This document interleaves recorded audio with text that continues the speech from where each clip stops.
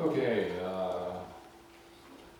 in your Bibles, you can open to Exodus chapter 20, because there are actually a couple of verses besides the one that we'll be doing today. I used to,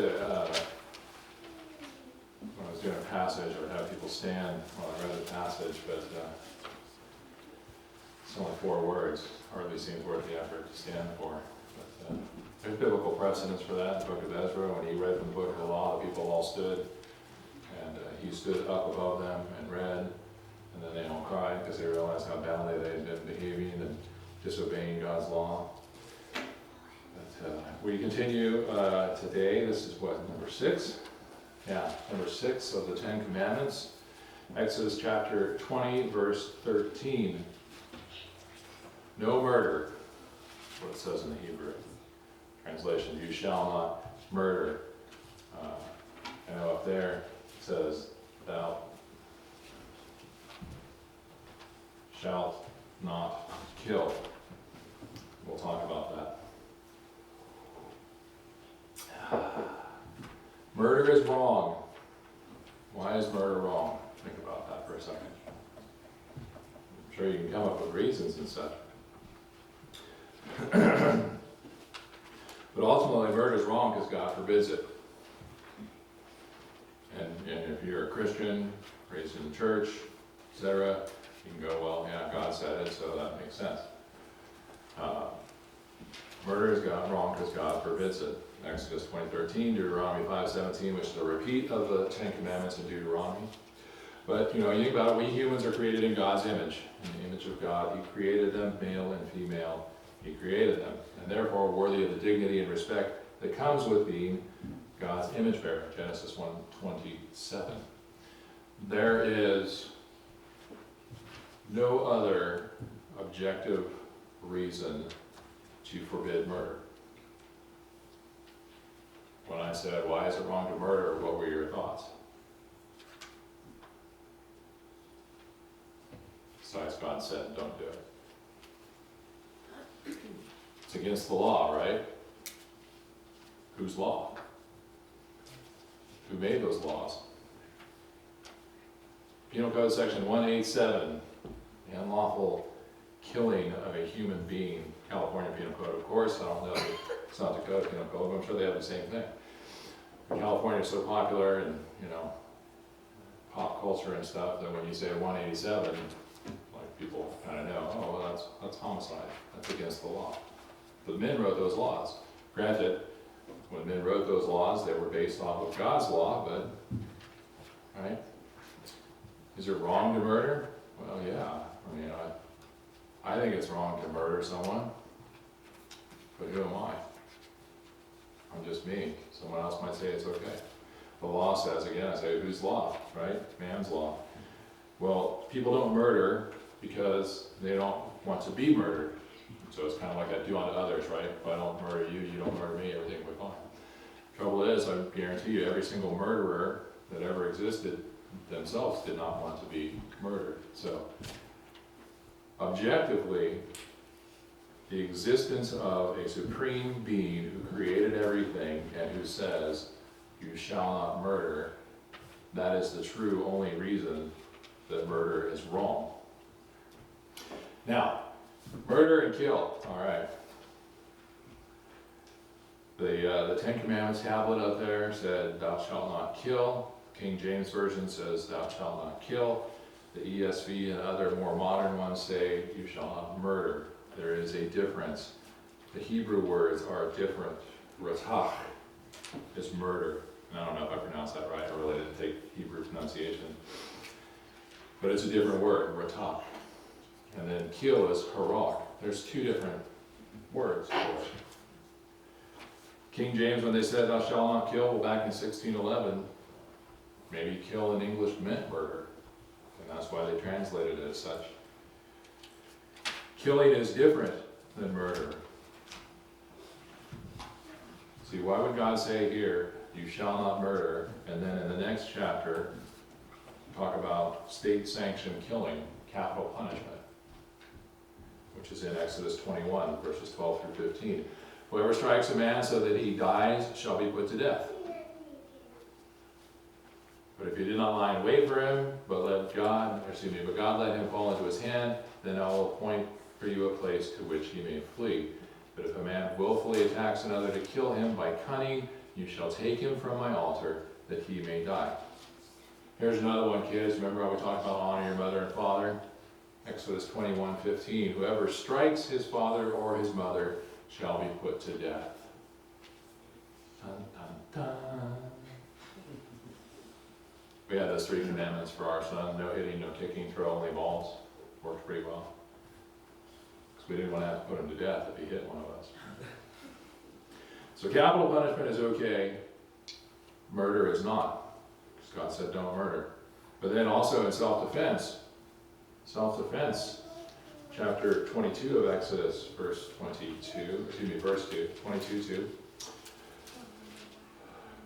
If a thief is found breaking in and is struck so that he dies, there shall be no blood guilt for him. But if the sun has risen on him, there shall be blood guilt for him. He shall surely pay. If he has nothing, then he shall be sold for his theft. So what it's saying is, if it's dark and a guy breaks into your house and you kill him, it's okay. Because back then, for sure, when it's dark, you're at home, probably sleeping because you've been working all the daylight hours. And so if a thief breaks in, then he has the knowledge somebody's probably in there. And he's willing to take that risk to break in to an occupied dwelling and maybe face a fight. So self-defense says there's no blood guilt if he breaks in at night. So you see, killing and murder are different. Self-defense is okay. Also, we can infer that if you're defending others, right? Like if he breaks in and starts attacking my wife, well, he's not attacking me, so I can't defend myself. No, I can defend her. I can defend someone else who's not able to defend themselves. Killing is different than murder. Now again, all these rules, God, the laws that God said, we had this, Becky and I had this conversation this week. It only reinforces what's naturally, I believe, on our hearts. Right? There's a hesitancy to kill another human being. It's not a natural act. It's not something that people just do. I believe we are born with God's moral law on our hearts. I mean, He's the one that knit us together in our mother's womb. It's in there. We know it's wrong to murder. It's wrong to lie. It's wrong to cheat. It's wrong to steal. Overcoming that which is on our hearts, the conscience, it's easier because of our sin nature, but it's still something we have to overcome. Our consciences hold us back from doing bad things, at least for a time. And so to illustrate that there is this naturalness in us to not want to break these laws, even though we may not know them, but especially once we do know them, we don't want to. Let's look at killing in war.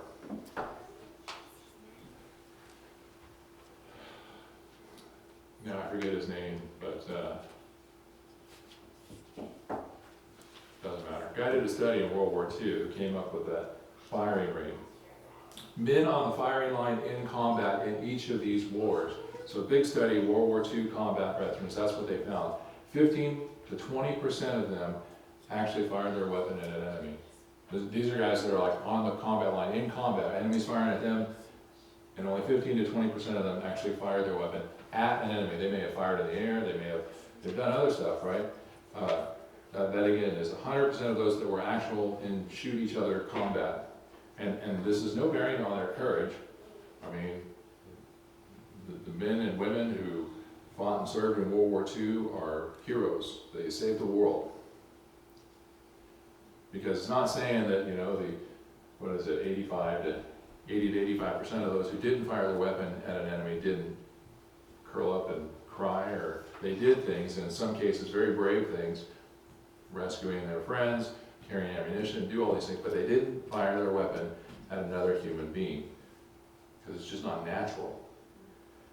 And so to overcome this, the military changed their training methods, which we'll get to in a second, but you see its effectiveness.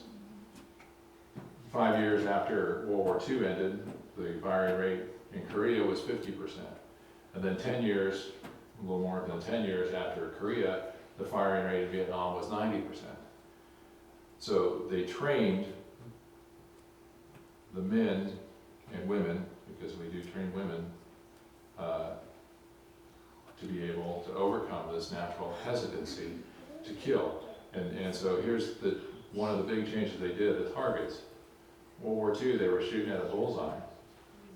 Now they shoot at an enemy soldier charging at them. Training is the key. That guy's very scary too, isn't he?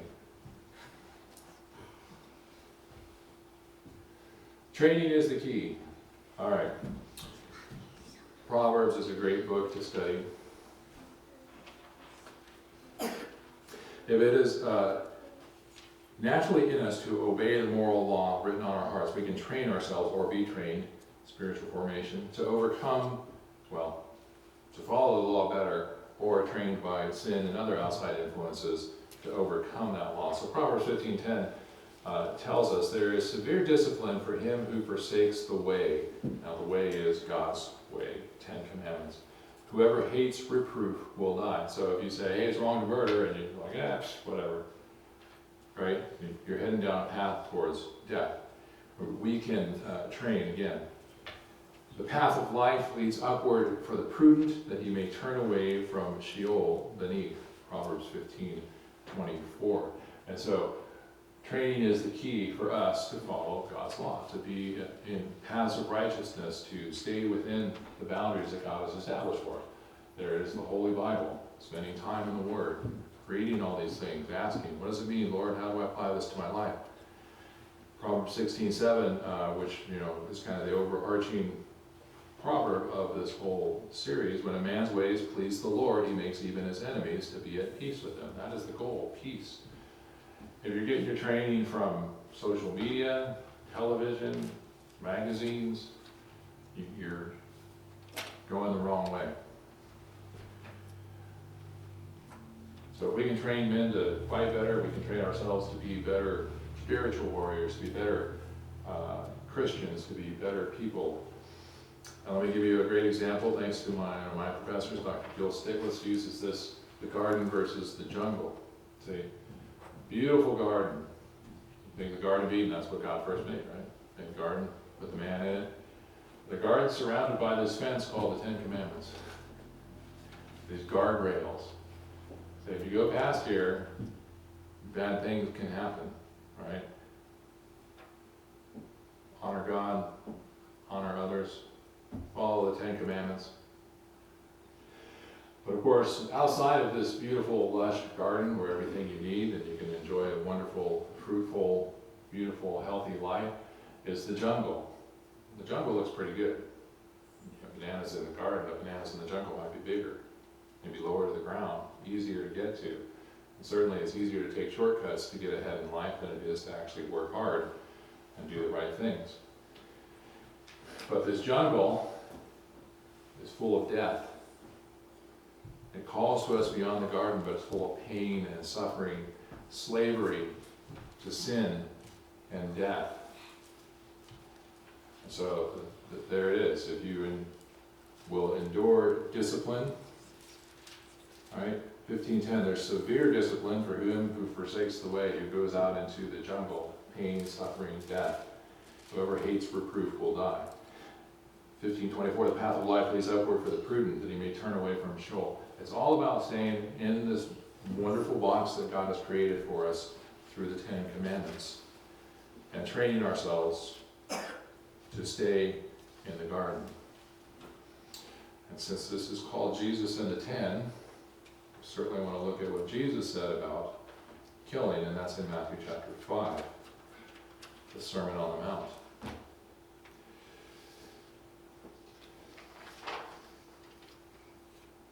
Murder is wrong, training is the key, but love is the answer. Here we go, Sermon on the Mount. Jesus said in Matthew chapter 5, verse 21,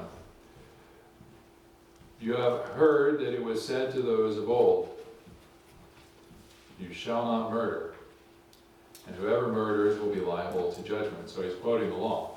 Obviously the 6th commandment, you shall not murder. "But I say to you, that everyone who is angry with his brother will be liable to judgment. Whoever insults his brother will be liable to the council, and whoever says, 'You fool,' will be liable to the hell of fire." it again is this path, right? And we, as followers of Jesus, have this instruction. Now, I only have one brother. He's a half-brother, adopted, which doesn't make him any less of a brother. But that, I have two older sisters. I'm much more likely to be angry at the older sisters because I actually grew up with them. But who doesn't have a brother or sister with whom they've been angry? What? It's a difficult thing, is what I'm trying to say, to not be angry with your brother. The reason he draws this line, so like here's the guardrail, thou shalt not murder. Jesus says, well, even if you're angry, it's like murder in your heart. Because anger leads to other things. It blinds us.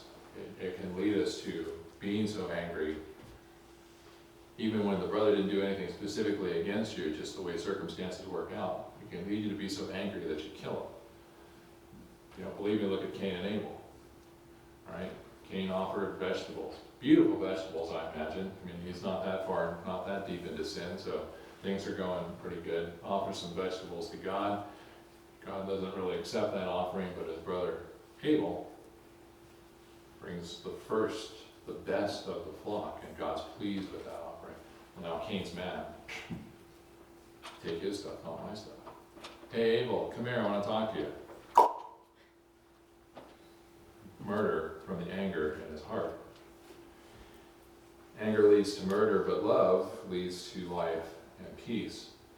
And so Jesus continues, verse 23, he says, if you're offering your gift at the altar and there remember your brother has something against you, leave your gift there before the altar and go. First be reconciled to your brother and then come and offer your gift. This relationship with your brother is more important than your relationship with God because it affects your relationship with God. So go reconcile that, take care of that first because it's going to interfere with your relationship with God.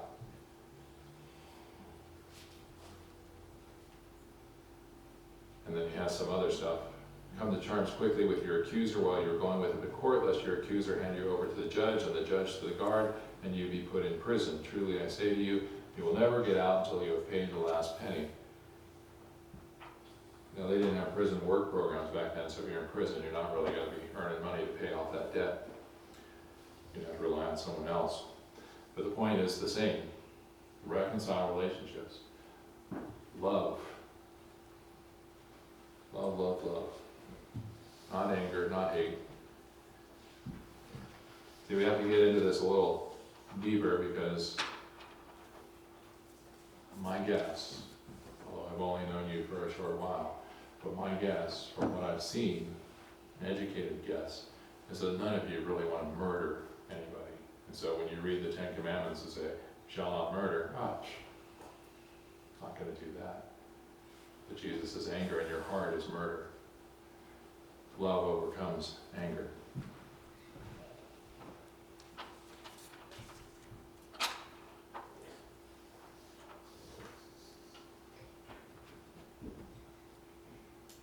Who here gets so mad though that sometimes they do want to kill people?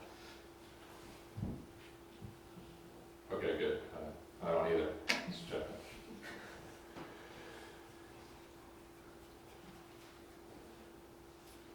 Command is do not murder. The key is training in righteousness. That means spending time in the Word, spending time in prayer, applying the Word to your life, letting your heart be changed, training in that conscience that we have rather than hardening. Again, one of the most adjective that I can't think of illustrations of the Bible, like the clearest, most potent, I guess, is that it's in Ephesians where it says their consciences are hardened or seared, and the word that he uses there, is a callous, like their heart, which should be soft, which should be following God, because of sin, because of their rejection of God, because of their continual turning towards sin, their hearts become callous against anything good, against anything righteous, and they're just driven towards wickedness. So we don't want to callous on our heart. I want to be able to love God and love others, and that is, again, the answer to everything. So, don't kill anyone, love them instead. Father, thank you for this day. And thank you for these 4 short words. You shall not murder. In fact, even shorter in the Hebrew. No murder. And help us, Lord, because indeed there are sinful people, and we are sinners ourselves, saved by grace through faith in Jesus Christ. But we do need you, your Holy Spirit inside of us, the power of the cross to help us love others. Help us to do that, Lord, to love you with all our heart, soul, mind, and strength, to love others as we would want to be loved ourselves. That we not even have anger in our hearts, but instead nothing but pure love to share. It's not easy, but certainly worth it when we see relationships healed, conflict avoided, and you glorified by all of it. So thank you. We love you. We give you praise. In Jesus' name, amen.